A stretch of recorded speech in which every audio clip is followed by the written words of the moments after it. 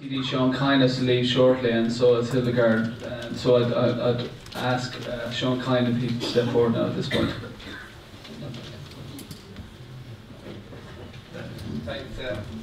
Thanks, Chairman. I'm not that much of a hurry. We'll have a while, but there's a pre-arranged meeting with Mr. Coveney at the night that I'd like to get out to if I could.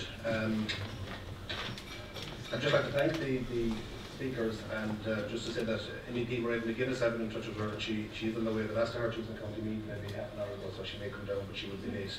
I think she got a late invitation, but so she will try and get down if she can.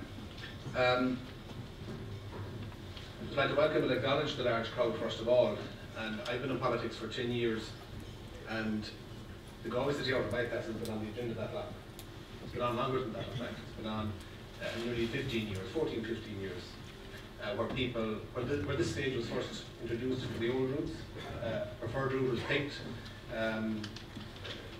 planning was gone through, CPOs were issued, court cases ensued in the High Court, the Supreme Court, European Court of Justice and back. So there are people in this community, some in this room, who have been affected for 15 years in relation to the bypass. So I'd like to state that. And to say they've been affected, they've been, some of them, mentally impacted upon, to be blunt about it.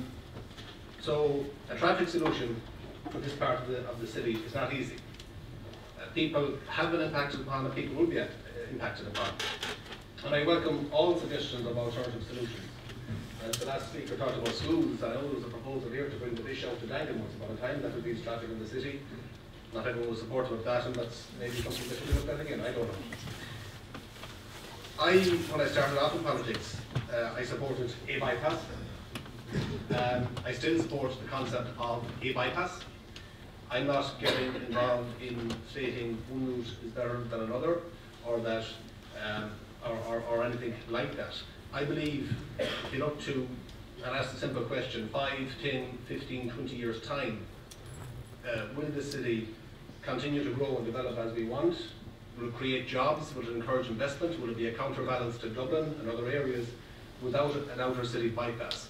Will it impact on tourism in Connemara, which is a mainstay of tourism in the area, without proper access? These are all questions that have to be asked. There are, as we know presently, everyday people in traffic, and you're right, this might have been a better week, but there are people in traffic every week trying to cross from one side to the other. People coming to the hospital, so not in an ambulance, they have to endure traffic. The university is here, okay, GMIT is the far side. So there are people all the time crossing east to west, west to east. In relation to the old route, you're right, took out 8 houses. The second half of the old route, which was done from the N59 through Tunnabucky Bog, didn't get through Irish planning laws. It was refused. It didn't get through the Irish state, to mind Europe. To avoid Tunnabucky Bog, from what I have heard from Aaron, you'll be talking about taking out up to another 20 houses to avoid Tunnabucky Bog. So those that say go to the old route, that's just an acknowledgement that the old route was refused even at Irish planning laws. So you'd have to go back and look at that and look at alternatives if you're going back to the old route. So 8 houses is technically right for the first half of the old route, but to avoid Tunnabucky Bog, you're talking about 20 houses. Another aspect of the design that was being looked at by Aaron was Parkmore Industrial Estate and access to that. I also understand if they were to put in access to Parkmore, it would involve removal of houses. And I know the IDA specifically have requested, and I've asked Galway City Council to look at that, because it obviously is a hugely important area for employment, and obviously we all want to see increased and expanded employment. So the old route is still going to be disruptive. In fact, if you are agreeable to a bypass of any type, within the corridor of Lough and Galway City, it is disruptive. So those that don't want any bypass, that's fine, I understand that, and if you have no bypass, obviously you won't remove anyone's house. But if you are supportive of a bypass, even the old route, people will be impacted, and people have been impacted. I attended, and I'm sorry that there's a time delay on this, I don't want to be over speaking. 1 minute, 1 minute. Okay. I attended the European Court of Justice hearing in Luxembourg in 2012. I listened to the debate from the barristers representing the Galway County Council and the NRA. They suggested the IROP process. I understood, I think most people understood, when this came back before us, that IROP would be looked at. I have, since that, and since these routes were published, I was as shocked as anybody regarding the routes, absolutely shocked that that route wasn't on it, and the fact that some of the routes were suggested. I contacted the Galway City Council, County Council, Arup, I met with them for a period of time, Braden McGuinness, I spoke to people in the environment section of the European Commission on this whole issue of IROP. And what they tell us is that IROP can only be considered if there are no other alternatives. And Arup came back and suggested there are. Those alternatives are destructive, but they stated that they are alternatives and they are feasible. If you have enough money, you can build this. And therein lies the problem with the IROP suggestion. So, as I said, I understand full well the impact that this could have, the concerns that people have regarding a loss of property. But the very simple question is, if there is to be a bypass, there will be an impact on property. So I can understand full well those that say we don't need a bypass. I personally believe we do. I believe it needs to be as least impacting as possible, as least destructive as possible, and that's not an easy solution for us to find. I could go on, but I know I'm under time constraints. I will wait for another period of time to hear from others, but I support any suggestion that the politicians together want to look at. I would be supportive, but as a principle, I believe that for the growth of the city and county, we need a bypass. I'm not going to suggest where that is or what it is.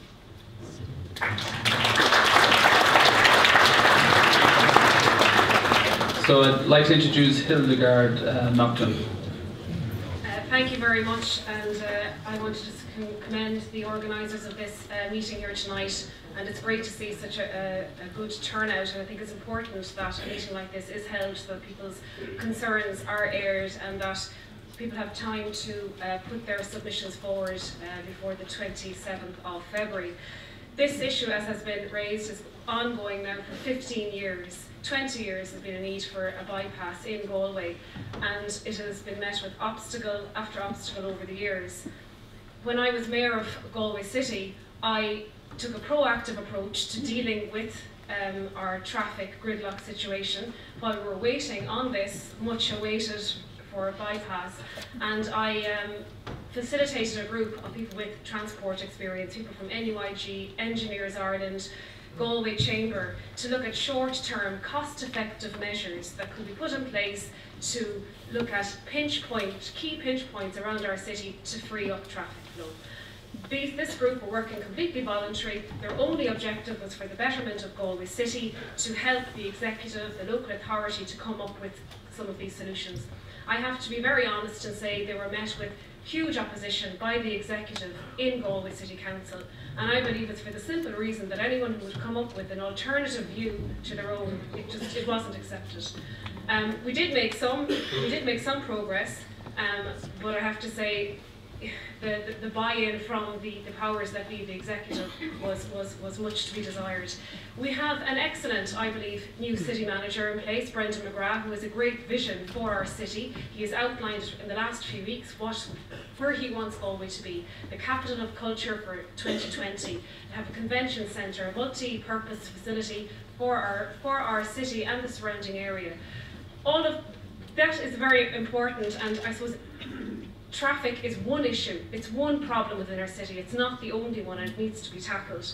But there is no magic wand and there's no panacea to deal with everything. But what is sure is that we do need a bypass, some form of it.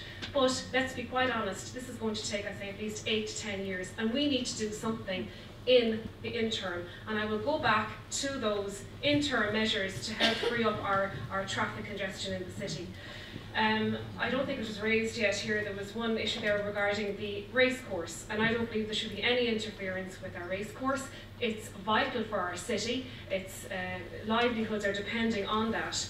And if I could just talk about our city and the uniqueness of our medieval city. Other cities across the world have been able to deal with the challenges that a city like Galway faces. If you take a city, for example, in Bath in England, they have done it. You know, it's good to be looking at the bigger projects, and I'm very much in favour of the long-term view, but we need to look at interim solutions, such as the extension of one-way systems within our city, active use of the Gardaí to enforce traffic flow, smart lights to be improved, have all the lights in our city to be connected to this urban traffic control centre, to have proper expertise manning that urban traffic control centre so that we have free flow at peak times, that people can get to work from west to east and vice versa home in the evening. We have our bike scheme set up, that needs to be rolled out. The freeing up of our existing ring road, Boherne Drive, going from Quincentennial Bridge from west to east of the city, having ideas like bus routes, small 10 to 15 capacity bus routes for our inner city, extending our pedestrianised area so that you have high frequency and subsidised set fares for commuters within our city that you can get in and out, and higher capacity buses going from west to east of our city. This is about practical thinking. We all have a stake here in our traffic woes in this city, and as I say, it's only one problem. There's a bigger vision for our city that's needed, and we need progressive engineering solutions while we wait for a long-term solution, such as the outer city bypass. And I would just say that one very good case study coming up is the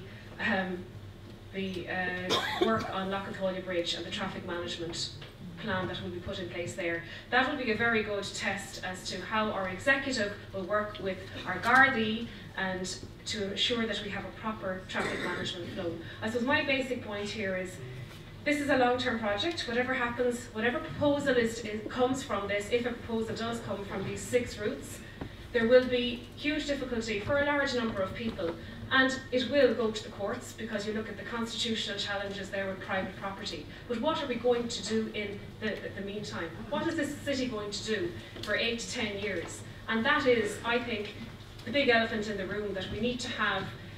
We need to have our long-term projects, but I often find that our executive would hide under the coattails of consultants. And it's time that we all pull together as stakeholders, as citizens, our city executive, our Gardaí, and people who are willing. The one thing I noticed with that group I had when I was mayor of the city, all they wanted to do was to give solutions. They were giving their time in a voluntary capacity and their expertise, and we engaged with the citizens of Galway. The reaction was absolutely fantastic.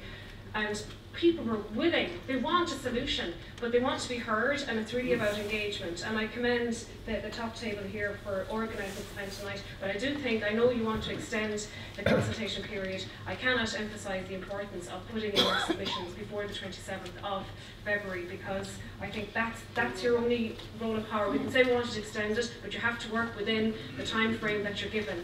And we need to, I believe, look at interim solutions. I know we're talking about the bypass here, but we have to look at and subsidise it, invest money in this, because we cannot wait 8 to 10 years for a longer term project. Thank you.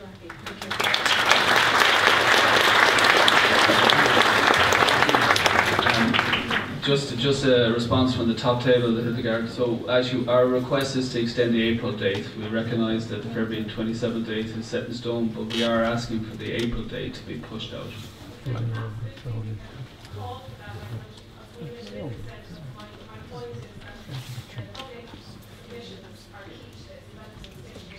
Okay. Yes, thank you, Liam.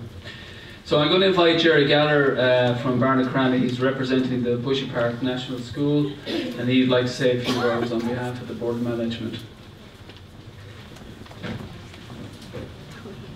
Good evening, everyone. My name is Jerry Gallagher. I'm the Parents Association representative on the Board of Management of Bushy Park National School.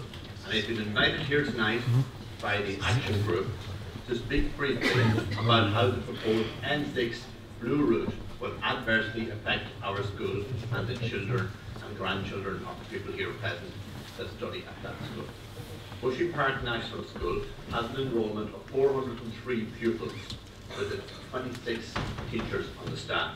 The school has 16 state-of-the-art classrooms with the latest IT instructor therein. It has a school library, a school gym, and recently we have installed the jewel in the crown, the 90-metre by 30-metre AstroTurf pitch at the back of the school. It's recently been certified to state and ready to use, and the kids are all excited. So with these facilities that we have, we're very proud of our school. And you can imagine the shock and dismay when we turned up at the public consultation process and found out that this was what the NRA and ARAP had in mind for us. If you look at this, it's easy to see the visual effect of it. This is a 7-metre high structure that houses the 25-metre high wide road. And it's right at the back of our new AstroTurf. That's what you see underneath.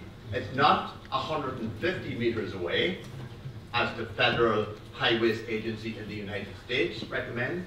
It's not 500 metres away, as is recommended in Japan by studies. It's right behind the AstroTurf. In fact, from the Arab maps, it's actually overhangs the AstroTurf as you go further on down the playground. So you can see how visually destructive this is going to be.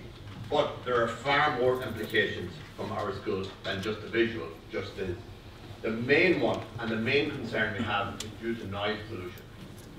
Traffic noise pollution has been widely studied. There are so many research papers, and I've read a lot of them, and a rudimentary Google search will bring them up for you. But they're all unanimous, and WHO endorsed this. They all say the same thing. Traffic noise pollution is injurious to the learning environment. And the studies all say that noise pollution leads to memory being negatively affected, mathematical concept recall being negatively affected, and also reading skills, the most basic of all, being negatively affected. I don't want to stand for that, and I hope you all will object to it too. The other thing we're going to have problems with this new road, this blue route, is the ill effects of the increased air pollution that the road will bring to the children and to the staff. The road sweeps up the hill just behind the school, as you see here, spewing out their pollution and their pollutants and their toxins, and, as it says in the song, into the lungs of the little ones as they play in the playground and in Beacon.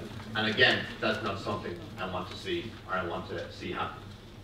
And of course, Tom, he's a lot more expert than me, spoke about it earlier. There will be serious health and safety concerns during the construction and when the road is completed. The construction, we're building this thing here, 7 metres high, it's right at the back of school, and will close down our AstroTurf and our playground for, who knows, a year, maybe 2, who knows. And that's not acceptable to me, because this is a country where childhood obesity is on the rise, and you're taking away our recreational amenities in the school. You can't do that. And of course, the other thing is, what's going to happen when the road is complete? You're going to have a 4-lane superhighway sitting up above the AstroTurf and the playground at the back of the school. What about the issues of that? What about an accident? What about a vandal throwing something out into the playground? What about a HGV debris raining down in the playground? What about, that's enough I suppose, what about the tyres exploding? I've seen it on YouTube. It's frightening, it's unthinkable. But when you go to Arab, and they say this, they say to me, they say, Ger, don't be worried about it. Sure, we can deal with this noise pollution. We have all these barriers. We can deal with all these, we can deal with crash barriers. We can put those up. So we have a 7-metre high structure already. So they want to put another 4 metres of concrete up on top of that. That's what they want to do to us. So that brings another problem to the kids. They'll be in the playground, they'll have their masks on for the pollution, they'll have their fans on for the noise pollution, and we'll also have to get the lights installed, because they won't be able to see anything with the lights working.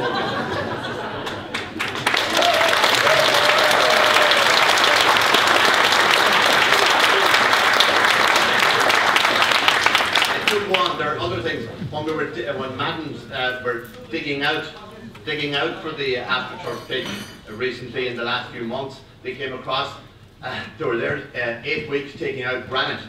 So what will the granite do? That will transmit directly. It wouldn't be the best, and the engineers will tell us, but probably not the best thing for disseminate or vibration reduction. So all the vibrations from this road also will be driven in by the granite straight into the school, straight into the class. Okay, the school will also suffer reputational damage. This is a school that has a country feel and a country ethos right in the middle of the city. And it has a large enrollment and a great teaching staff because of that. But what we will become known as after this is the school beside the motorway. And that's not what I want. That's not what I want on the Board of Management will stand for. So, I won't go on, my time's nearly up. What do I want you to do? The Board of Management will be making a submission of more detail and maybe more erudite of what I've just said. The Parents Association will be making a similar submission and an objection. And the Parents Association will provide for you the opportunity next week at the school to sign a petition of objection. But it behoves us all, and I urge you here, parents, grandparents, former pupils, and anyone who's likely to ever in the future be associated with the school, to make your own submission. Use my points, use better points. You don't, but make a submission. Make it before the 27th. Don't miss the deadline, and object strenuously to it.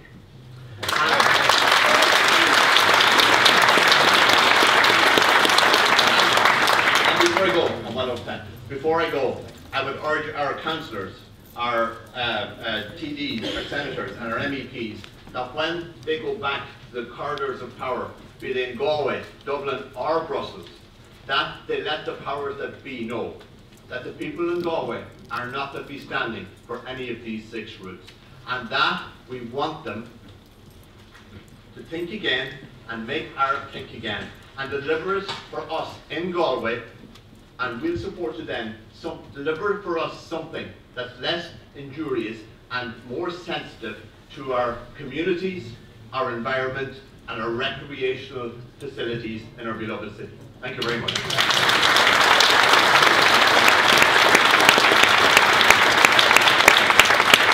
I'd like to invite Brian Walsh if you'd like to come forward at this moment. Thanks, Chairman, and thanks for the invitation to attend this evening's event for organising this event. I think those of you who will have been monitoring the local media closely over the course of the last number of weeks will be well aware of my own position on this. I described the 6 routes that have been put forward as madness. I'm entirely opposed to all 6 routes. The elephant in the room here is that the reason the original route was refused was on the basis that it compromised the integrity of environmental areas of high importance. Clearly, listening to the evidence that has been presented tonight, the 6 routes that are presented before you in recent weeks also compromise the integrity of environmental areas of high importance. So we could waste a huge amount of money and a lot of time and end up, as the original route did, planning permission being refused by the Supreme Court or the thing being referred to the European Court of Justice. So for those reasons, I'm opposed to these proposals. I raised this matter in the Dáil yesterday. The Minister for Transport responded on behalf of the government. He didn't say anything that gave me any great hope. I must admit, he outlined very clearly that his role in this, the government's role in this, was the basis of policy and funding. That the matter of design, route selection, construction, maintenance of roads with the NRA, excuse me, and local authorities.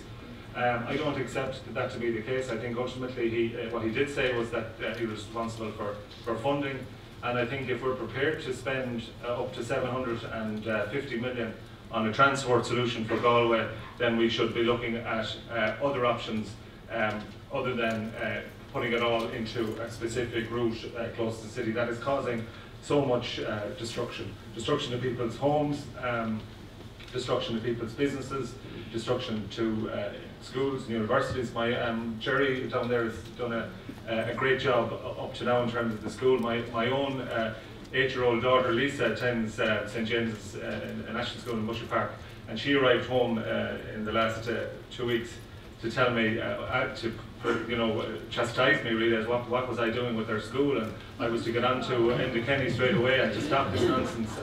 So even 7- and 8-year-old children are aware of the madness that is being proposed here. The implications that it will have on a whole host of issues in the city, not alone houses, business. I see John Maloney down there, the Galway races. I mentioned to the Dáil yesterday that digging up the racecourse was akin to draining the canals of Venice in terms of the importance that the racecourse is for the Galway tourism project. It really is the jewel in the crown of the Galway tourism project, and this development of a bypass was meant to promote development of the city, not hinder it, and that's what's happening here. And as I say, it's madness. It has to be stopped. The racecourse have asked me, I met with them in the last number of weeks, to arrange for them to meet with on Taoiseach. I'm happy to do that. I've already put that request in, and I'm happy that some of the people here present would also come along to meet with the Taoiseach and the Minister for Transport to convey in the strongest possible terms the difficulties that you have with the proposal. You're far more qualified than I am to explain about the engineering implications here. And again, can't stress it enough, this is going to have absolutely no doubt in my mind that if they proceed to waste money on this proposal and go to planning on this proposal, it will end up, as the previous one did, before the courts, and will ultimately be rejected. So I think what we need to do here is to unite together as representatives, Oireachtas representatives and councillors, and those who are opposed to this, and use our resources jointly to try and put an end to this. I want to stress clearly as well, I've been 10 years a member, a public representative elected to the Galway City Council in 2004, and since then I've been an ardent supporter of a bypass for Galway. That remains to be the case. I still believe that it will go a long way towards solving our traffic gridlock in our city, but if we're prepared to spend 750 million on a solution, I think we can provide a variation of what's put before us today, but also look at sustainable transport solutions in the city, public transport initiatives and the likes. So that's my position. I continue to work with you closely. I'm very much opposed to this. I don't believe that this should happen. As I say again, I believe that it is utter nonsense and madness to be proceeding on the basis of the 6 routes that have been selected, and I will be doing everything that I can together with my colleagues to ensure that none of these routes are accepted. They don't provide a solution. They should be shelved. The brakes should be put on this process, and if the government has 7, I'm not so sure that it has. One of the members of the public down there was watching my contribution on the TV yesterday, and suggested that the Minister shook his head in an agreement that this funding would not be provided to fund one of these routes. Not in the current circumstances we find ourselves in any event.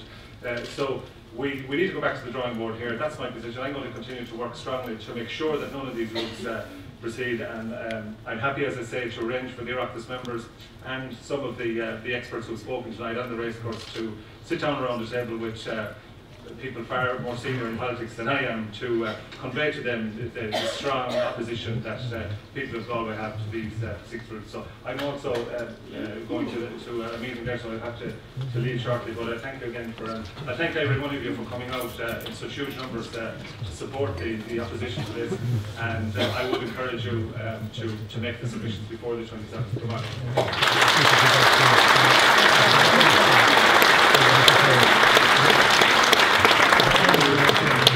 Just introduce Noel Grealish to speak next. Thank you very much. I'm delighted to be here tonight, and I'm delighted to see such a crowd. I think the last time I seen such a crowd in a room over an issue was back in 1999 when I got elected to Galway County Council first, where the Connacht Waste Management Plan came before us, and in that proposal there was to build an incinerator in Galway, and People Power stopped that. We didn't get our incinerator. As I said, in 1999 I got elected, the 6th of June. In July, the first proposal came before us to build a Galway City outer bypass, where all the routes were put before us.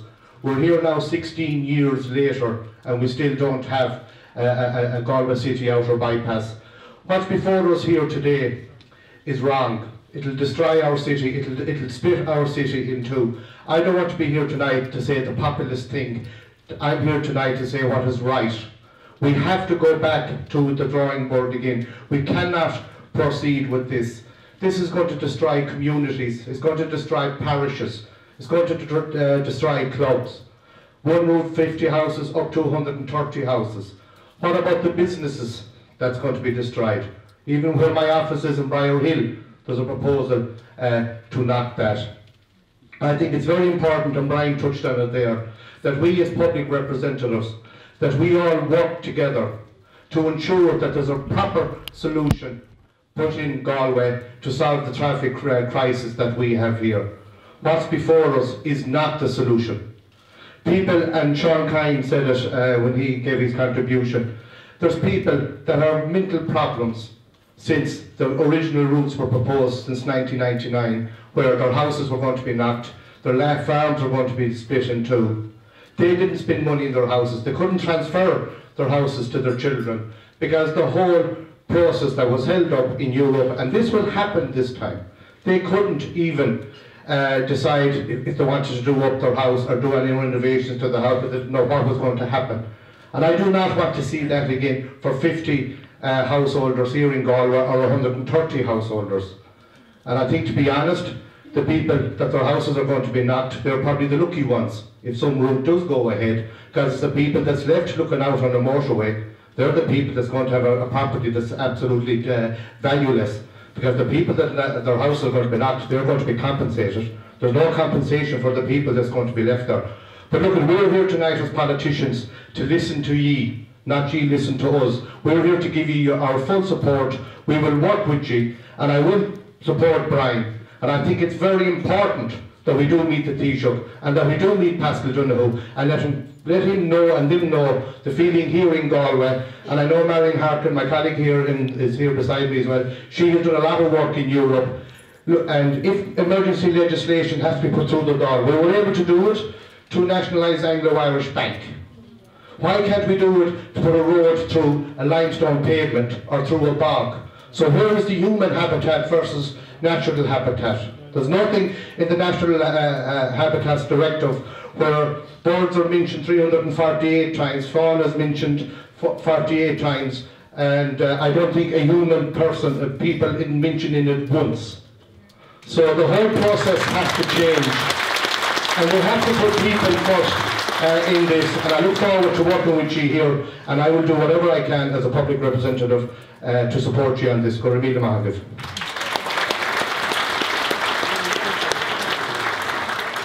Thank you, Noel. Derek Nolan, I'll introduce Derek Nolan next. I say it's extremely heartening as a public representative in a meeting with people with over 100 people standing at the back. It just goes to show you the power of people and the real power of local politics and what it's all about. And I'm great to be here to see such a professionally and organised meeting and so informative. There's a number of questions I think that people are entitled to ask, and the first thing is why they were given letters out of the blue to tell them their house is going to be knocked down in such an uncompassionate and inhuman manner. And I think that we talked about the mental health of people who were affected by the last bypass. I mean, I know people in this room and who've been talking to me, and in some cases in tears, talking to me about their future and their home that they've built and that they've lived in for 20, 30 years, are also under incredible pressure. And you know, this is very serious when you talk about people's homes. I think the process that Arup has gone through, and I've expressed this in meetings already, was extremely flawed. I think the initial public consultation, which happened apparently last year, which no one seemed to know about happening in this hotel, wasn't properly done, and the way this consultation is taking place isn't being properly done. You only have to talk to people who've met with the engineers and weren't given answers, weren't told about why the area a little bit north of the road was suddenly designated, weren't given the process that was gone through, weren't given the information that they were entitled to as people who were about to lose their home, to understand why the decision was made. And I think that we're living with the consequences of it now, and that we have people who are genuinely worried and rightly worried about their future and their homes. There are a number of things that you know, will come up in this debate. And the first thing is are we in favour of a bypass or not? The room will split on that in some degree or fashion. This was debated at the last city development plan, which I was privileged to have a role in participating in when I was a councillor before I was elected to the Dáil. And the reason a road is being designed and a road is there is because it was included in the city development plan. And in the county also has it as a policy to build a road. So that's the reason all this is happening, is because both local authorities took democratic decisions by elected members to have this as a policy to build a road. Subsequently, that was removed in order to facilitate this process we're currently going through. But if we don't want to bypass, there's an easy way to do it, and that's to change the city and county development plan to say we don't want to bypass.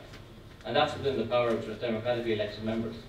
If we decide we do want a bypass, then we have to have a process in place that people can have faith in, that people can believe is one that's not politically motivated, so by that I certainly don't think I should have an impact in it, but that people's concerns are genuinely and rightly held and that the input is there. I think that we're going to get told enough of the things in the next while that this has to be the case, that the law says this is the way it is. And it'll all be from one opinion, one group of engineers or the council saying this is the way it is and don't question.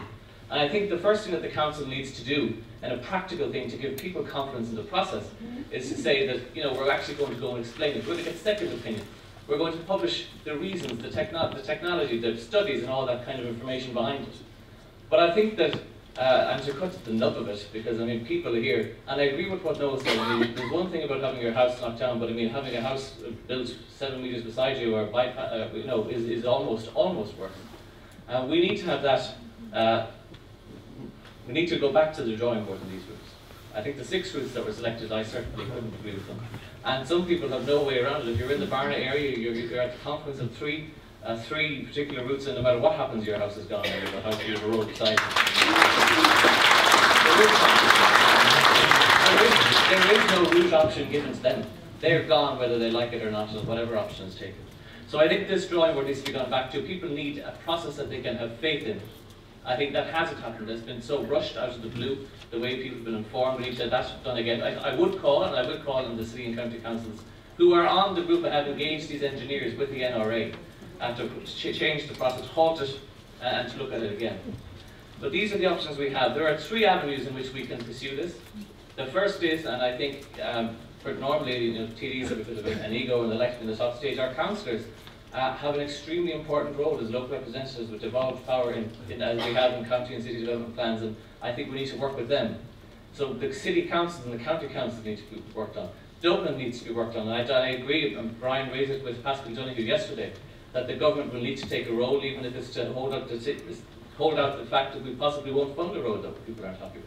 And the third thing is that we need our MEPs, and I'm delighted that Marion Harkin came here tonight, to do their work and go back to the Commission and get clarity on the law, and is this really it, and is this rule so absolute, and can we change it, can we have flexibility, because you know, it doesn't take a genius to realize that people can be resentful when they're told that environmental concerns trump their lives, their families, their history, their investments and their family history. So I will support, in best I can, in all the routes and all the various engagements I have with ministers, the city manager who I've met on this already, and with the engineers, as best I can to see how we can progress this. And I do agree, and I think it's a great sign of local democracy and your interest and the community spirit that is being brought together by this, that the community must be respected, because if politicians don't listen, we're not doing our jobs. So thank you very much.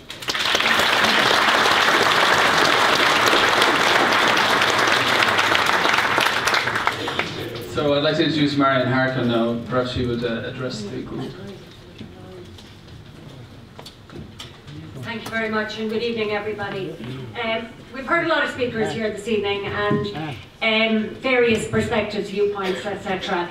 I actually think, if any of you have had a chance to read the editorial in the Connacht Telegraph this week, I think it actually, you know, or the Tribune, sorry, that it actually describes the position very clearly, because what it says in it is this: is the bypass the best option? That's the first question that has to be answered.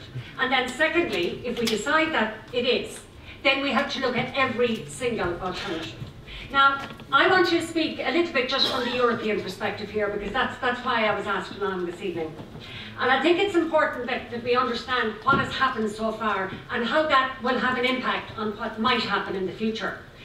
When originally this plan was put in place, because it did go through an SSE, and I don't know the exact timing of this, but it's my understanding, and somebody can correct me if I'm wrong, that around the time that these plans were being put in place, that area was designated candidate SAC. And whether it was before or after, I'm not sure, but once that happened, once that decision was made, and that decision was made by an Irish minister, then we had to go under the auspices of the Habitats Directive. The decision was made at the time to go under something called 6.3. Now I know that sounds horribly complicated, but actually for any of you who've looked at it, it's a short paragraph and it's very straightforward. And what it says is, you can use this if you believe that it will not adversely affect the integrity of the site. That's what it says.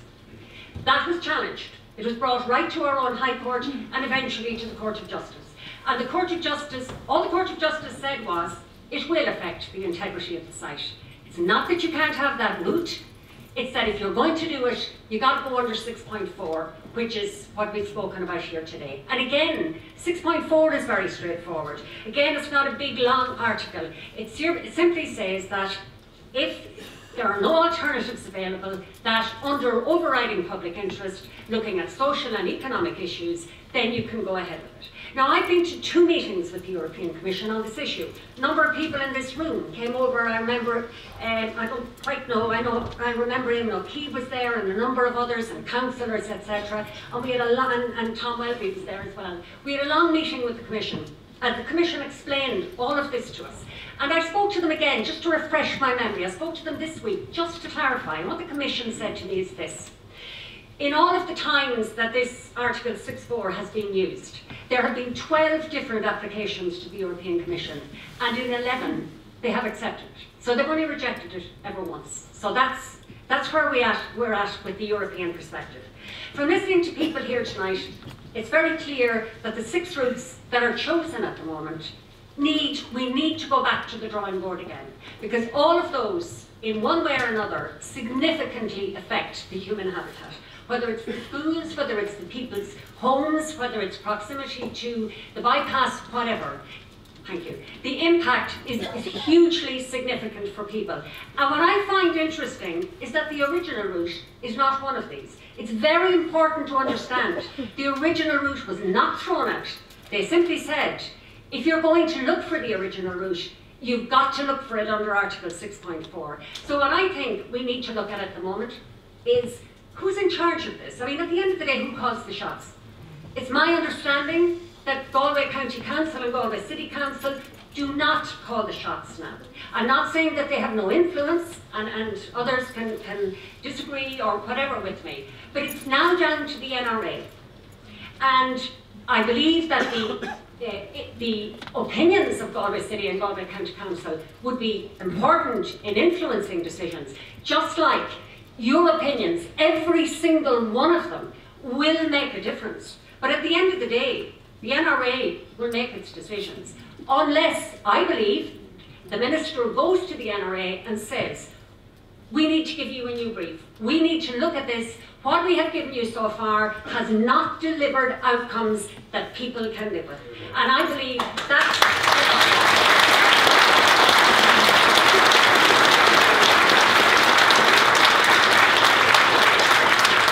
Finish with that, because I saw 2 minutes and I know it's 1 minute now and there's a lot of speakers.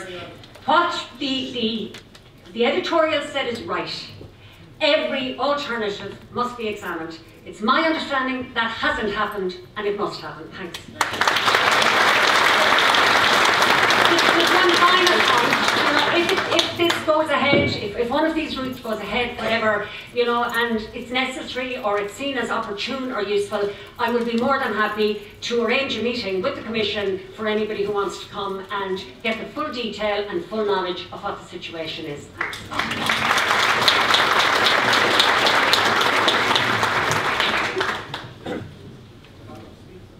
No, well, Fidel, he leaves, would like to say a few words at this point, yeah? Good evening, ladies and gentlemen, and top table, thank you very much for the invite to be here. Sorry, Fidel, can I just interrupt for a second? For anyone who's standing at the back for about the last hour and a half, there are plenty of seats up at the front if you'd like to make your way up.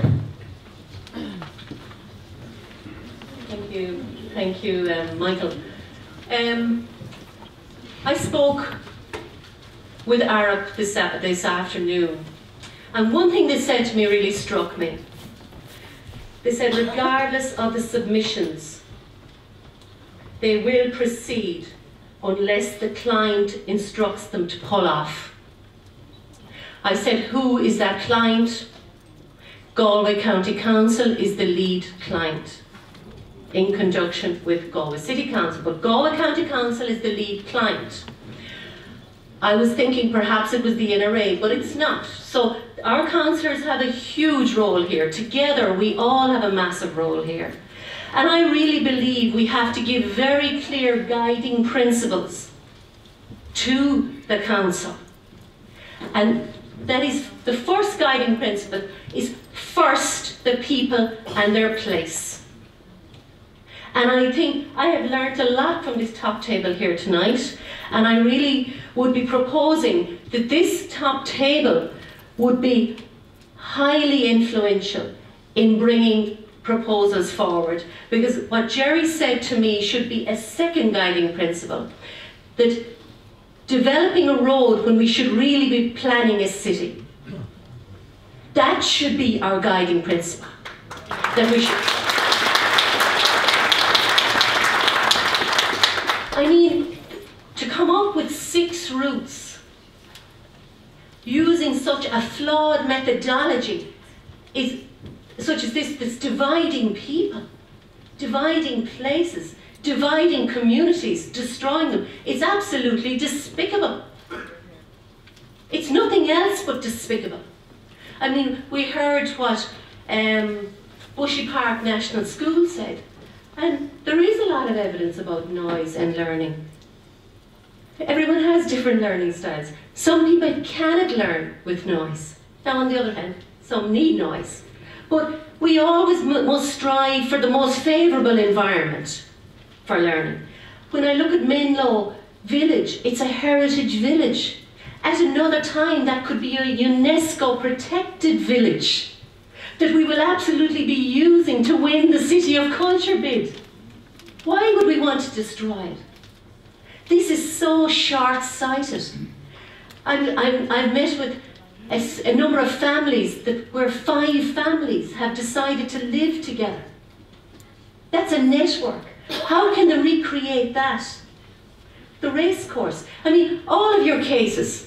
And as Noel said, to actually end up being left looking up at a monstrosity of a road beside you is actually worse than being asked to move. I know a family right now so sorely affected by the N6 bypass. Never since has their television worked. It's, no matter what, it's fuzzy. We have Galway County Council out there all the time to them. There's loads of problems with this. So, of course, we've got to come up with a solution that's right for our city. And Galway is different. It's a medieval city. It has SACs, it has NHAs, and my question is this: are roads the only solution?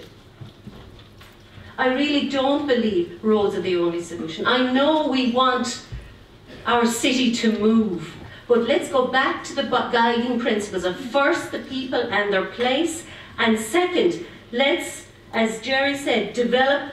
Should we be developing a road when in fact we should really be planning our city and deciding what is our vision for the city and the way it should grow? And in the meantime, again, Jerry put his finger on it. Let's invest in a school bus transport system for our city, and it will move, because this week shows it. I mean, Arab told me today, 500 million for 4 routes, 750 million for 2 routes. And they're very nice to speak to be fair. They really are. But implicit in that was a little threat that if you don't move on it, and if it's not sorted by the end of the year, this 750 million could be moved from Limerick to Cork. Now, I would say, you know, on that motorway, that was also implicit there. But look, of course we need to work together, because ultimately this is about you. This is about your homes. This is about all of us. This is about our city. Roads divide communities. We have another situation with this in the other side of the city at the moment with the Greenway, and that in itself has thrown up an awful lot of problems as well. So look, I just want to say to the committee, I will absolutely work with you. I will work with you. And I will certainly be bringing the message to Shannon there and to Pascal O'Donoghue, the Minister, that this is not the solution. That coming up with 6 routes is despicable. That is no way to treat people. And of course we have to find solutions, but let's start with good guiding principles. And I would say to the top table, your expertise that you've presented here tonight is wonderful. I've learned a lot from you, and let's use that expertise to bring it into the council, to bring it into the NRA as well. Thank you very much.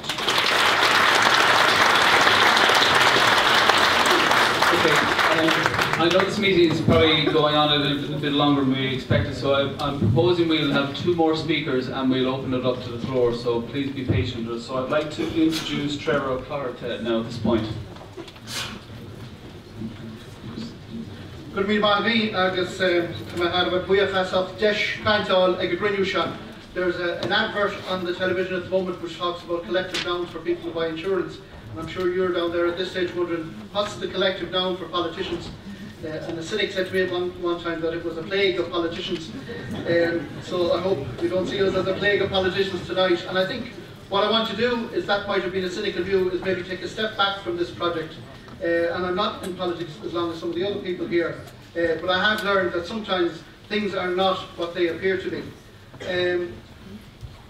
When you put the expertise that the likes of Arup and the city councils and all those engineers have into a room, you'd be amazed to think that they come up with such a harebrained plan. So, was it a mistake or is it part of a plan? I think that is a question that has to be asked.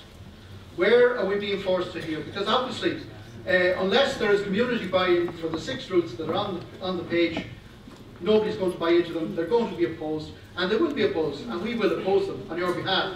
Let's be careful what we wish for, because where is the plan really here? Because I actually think there may be a plan here that these routes would never be accepted, that they wanted a huge public meeting in the Westwood, that they wanted every single politician in Galway West to oppose all 6 of those routes. Is that the plan, I would ask? I think it might be, because I think the other plan is to go back maybe to the previous route that was there, which was refused. I think we're seeing indications here that the other plan might be revisited under 63.4, 64.4, whichever article we have, and the bog cotton issue might be put aside through an IROPI process. But we need to be careful, is that what we really want? Because I think Jerry has put it most succinctly here tonight, in that, what is the problem that we're trying to solve? And as somebody from Connemara who travels to Dublin on a regular basis, I certainly need to be able to get through Galway, and I'd love to be able to get through Galway more expediently. And I think that is what everybody here has. There's so many facets to this issue. But where we are at the moment is we're here as a legacy of terrible planning in Galway because of vested interests for so long. And I think that's what the basic issue here is. I think we've seen the expertise in this room already tonight, speak tonight, about the potential solutions to those problems. They're not going to be easy to solve, but they are solvable. And what I would say is that if there is 700 million available to build the bypass, why not put 700 million on the table for an integrated transport plan for Galway to look at all the options?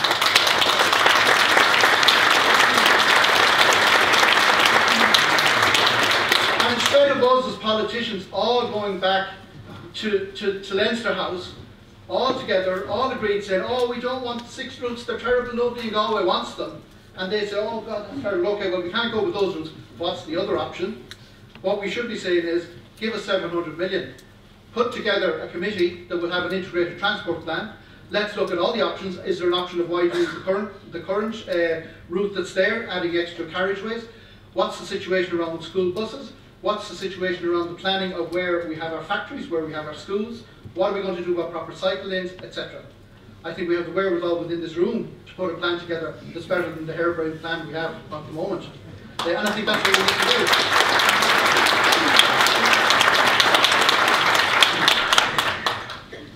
I think what we need to do as well from a European perspective is that we do know that there are funds available, structural funds in Europe, that there is a European Investment Bank. We're looking for $1 billion, well, between $500 million and $1 billion. There are mechanisms to do that and to plan that over a lengthy period of time, over 10, 15, 20 years. We've seen it with other infrastructure projects. So I think I will be talking to Matt Carthy, who, by the way, sends his apologies, he couldn't be here, Matt Carthy, MEP, because we need to look at the light rail options, etc., etc.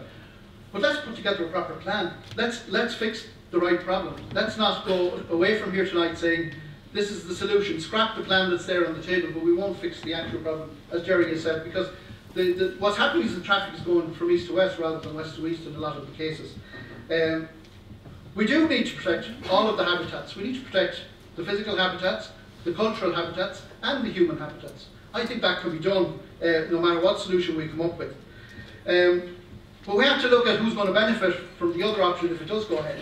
There are cynics who have told me that they believe this is about opening up land banks east of the city, making land banks available for more development and for more houses, etc. A lot of the traffic that we're talking about going to and fro is very close to the city centre. A smaller fraction, I believe, is going around the periphery from, say, trying to get from Connemara to the other side or vice versa. So what we do need from ARUP or from the City Council or from the NRA are figures, proper facts, proper statistics of what exactly is the traffic flow, where is it going, and then sit down with some real planning and some of the expertise possibly at this table to actually figure out the real solution to the problem. So what I would say is that we do need to get that information. I think we as reps and councillors, etc., need to come at them from every angle. We need to get all the information and see what information contradicts the other. But I do think we can do that. I think we need a proper integrated transport plan for Galway. We haven't had it. We need proper planning in City Council, and we haven't had it. And the County Council. So I think, but be cool enough. Let's be careful what we wish for. Are we walking ourselves into something that we don't want? So just be conscious of that. Maybe I'm being too cynical, maybe I'm not. Actually, be up about it. Thank you, Tom. Because go on around with it's Cody and Cody Carroll. I was in Cody come that my fellow councillors in Sinn Féin in the city and county councils will support the community on this. But we won't buy a ticket of folk either. We've been sold plenty of tickets of folk before. For the Menlo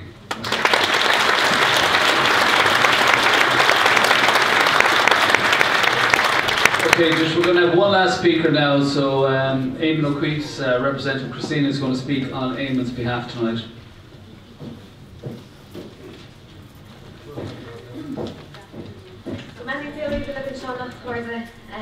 My name is Christina Cunningham. I'm Eamon O'Keefe's parliamentary assistant who unfortunately couldn't make it tonight. So I'd like to read out a press statement from Eamon, who has major reservations against these proposed routes. And again, if anybody would like to speak to the Deputy, he would be more than happy to do so. The emerging routes for the new proposed road that will link East and West Galway were published recently. There is an urgent need for a high quality, high volume road linking Connemara to the east of Galway and also serving both sides of the city.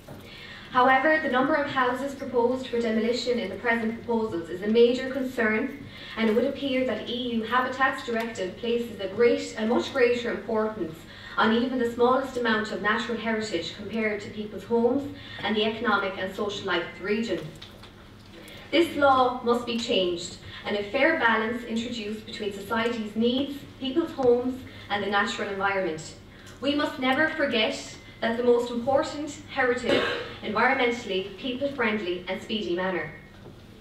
It would be vital that a meeting would take place between the various representative bodies representing local concerned residents and businesses and the Oireachtas members, councillors and MEPs to agree a coherent way forward that ensures the minimum amount of destruction of homes and businesses and at the same time ensures this vital piece of infrastructure is provided.